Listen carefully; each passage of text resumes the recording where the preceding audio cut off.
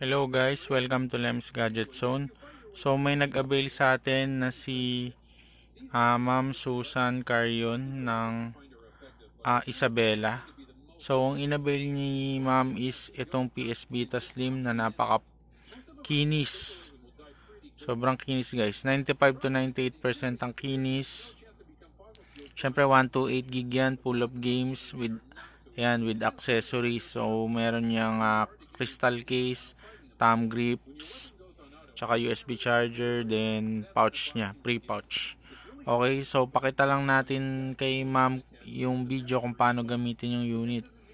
So naka-open na to ma'am. Slide down nyo lang.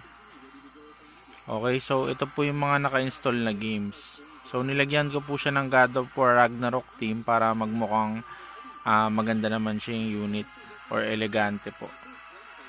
So ayan po, kapag gusto niyo po mag-download, umpisa na natin through Wi-Fi. So off ko lang yung flight mode. So connected na yun sa Wi-Fi. Pero kapag dating sa inyo, dito kayo sa settings pupunta. Tapos wag niyo pong gagalawin yung laman nitong Henkaku settings kasi ito po yung pinaka jailbreak niya. So dito lang kayo sa network. Wi-Fi settings. Tapos hanapin nyo lang po yung Wi-Fi na kinokonekan nyo. So far nakakonect na po tayo sa Wi-Fi namin. So pwede na natin i-exit. Then pupunta lang po kayo dito sa PKGJ. So updated na yan ng 0.57. Okay, so nandyan yung mga games. So PSP games, ibig sabihin po niyan mga PS Vita games. So alphabetical order na po yan. Hanapin nyo na lang po kung anong games. Then press triangle po kapag gusto nyo naman tignan yung PS1 games. Press nyo lang yung circle. Then press triangle naman po kapag PSP. Okay, kung may specific title po kayong alam, pwede nyo naman po i-search dito. Yan, tatype nyo lang dyan sa search kung ano yung game na yun. Okay, so kapag halimbawa nakapili na po kayo ng game, press nyo lang po yung circle to install. Pare-pareho lang po yun sa PSP, PS1, tsaka PS Vita games. Okay, so close na po natin yan. So after nyan, kung gusto nyo naman po maglaro ng mga PSP games or PS1, so punta lang kayo dito sa Adrenaline. So kapag ka nag-download po kayo ng PSP or PS1 games, automatic dito po yan mapupunta. Okay? Yan. So magmumukha po siyang totoong PSP. So kapag ka PSP na po, hindi na po siya touchscreen. So pipindutin nyo na lang true buttons. Okay? So, may na-request po kayo ma'am na Gran Turismo. So, kinabit ko na yung Gran Turismo. So, may mga pre-installed naman na dito. Kung gusto nyo naman palitan, pwede naman po. Okay? Mga PSP yan. Okay? So, pag i-exit po, double tap to. Kapag ka-exit lang ng PSP game, isang tap lang po. So, sa ngayon, double tap natin siya. Then, kung gusto niyo naman palitan yung teams niya, kung ayaw nyo na tong God of War Ragnarok, punta lang kayo dito sa Custom Team Manager. Tapos, download and install new custom team. Hanapin nyo lang yung gusto nyo team na gusto nyo. Pwede kayong mag-research kung may specific kayong title. Pwede nyo i-press yung start. Ayan, mag-research lang kayo. Tatype nyo lang yung keyword. Okay. Then, kapag gusto nyo lang scroll, tignan nyo lang, press nyo lang yung R. Yan, maghahanap na po yan, ang kusa. Okay. So, kapag i-install nyo po pala, pe-press nyo lang yung X. Pag gusto nyo makita yung mga command, ayan po, basahin nyo lang. Okay.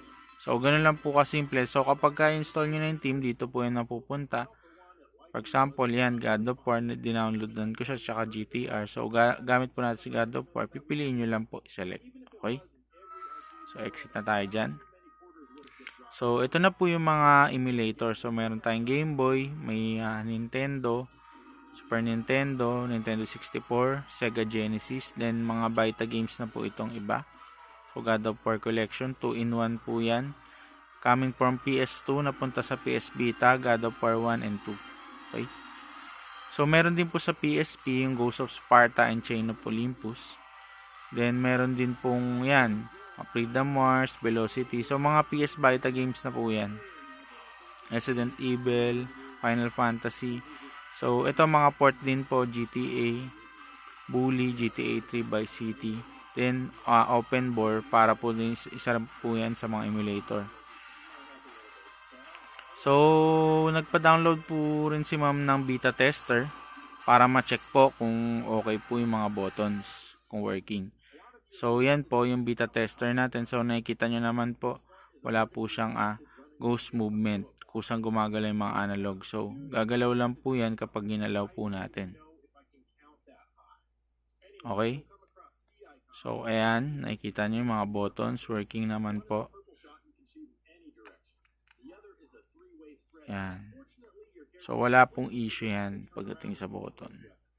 So, ganun tayo sa Lems Gadget Zone, guys. Hindi tayo nagbebenta ng may issue. So, yan po. Pati touch niyan, okay po. Sa likod. Ayan, sa likod po. Okay? So, tested po yan. Then, kapag Vita Games, one click lang po yung game. For example, itong GTA San Andreas.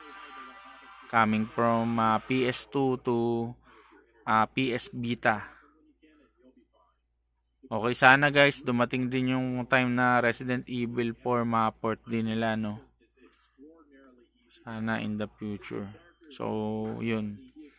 Yan, GTA San Andreas. So, yung mga port natin, sir, katulad ng mga Bully, GTA San Andreas, wait nyo lang po sila mag-load, lalo na yung Bully, kasi matagal po sila sa umpisa. Kasi po, nire-read po nila yung game data nung laro. Kaya aantayin nyo lang po siya. Basta pag medyo matagal na po, halimbawa naka-black screen, kiklik nyo lang po yung screen para mawala yung idle time.